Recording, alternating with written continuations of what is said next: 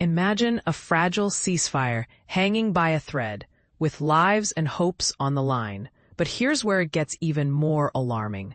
The U.S. State Department has issued a stark warning, claiming Hamas is plotting an imminent attack on civilians in Gaza, a move that would shatter the hard-won truce. This isn't just a breach of trust, it's a potential humanitarian disaster. In a statement released Saturday, the U.S. emphasized that such an attack would be a direct and grave court proceeding.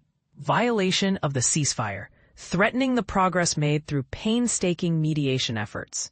Yet, the specifics of this alleged plot remain shrouded in mystery, leaving many to wonder, what evidence is the U.S. relying on?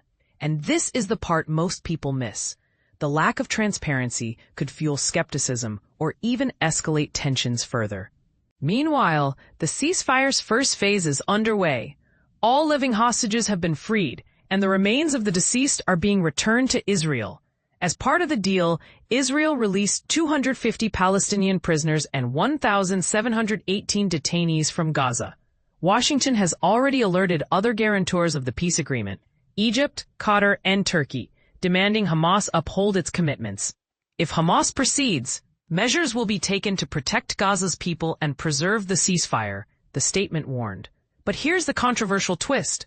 While the U.S. threatens consequences, President Donald Trump has previously taken a hardline stance, suggesting military action if Hamas harms civilians. If Hamas continues to kill people in Gaza, we will have no choice but to go in and kill them, he posted on Truth Social, later clarifying no U.S. troops would be deployed. This raises a provocative question. Is diplomatic pressure enough, or is the world inching closer to another military intervention? Adding to the complexity, BBC Verify recently authenticated chilling videos of Hamas gunmen executing 8 people in a crowded Gaza square. While the gunmen's identities remain unconfirmed, some wore green headbands associated with Hamas. On the same day, Israel reported receiving 2 more bodies from Gaza, allegedly hostages. Though formal identification is pending, so far, only 10 out of 28 deceased hostages' remains have been returned.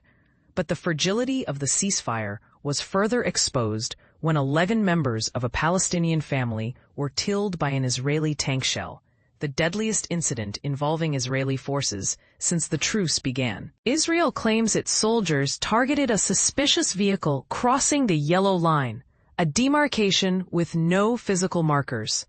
Did the vehicle actually cross this invisible boundary? The BDC has requested coordinates from the IDF, but clarity remains elusive.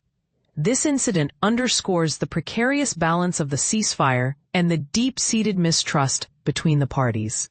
Zooming out, the conflict's roots trace back to the October 7, 2023 attack, when Hamas-led gunmen killed approximately 1,200 people in southern Israel and took 251 hostages.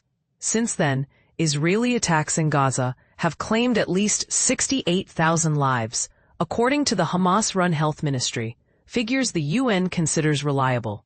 In September, a UN commission accused Israel of committing genocide against Palestinians in Gaza, a claim Israel vehemently denies as distorted and false. This accusation alone is a powder keg of controversy, sparking debates about accountability and justice.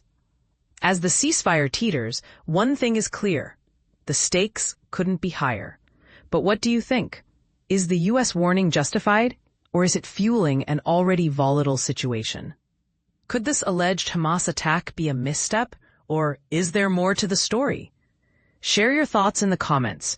This is a conversation the world needs to have.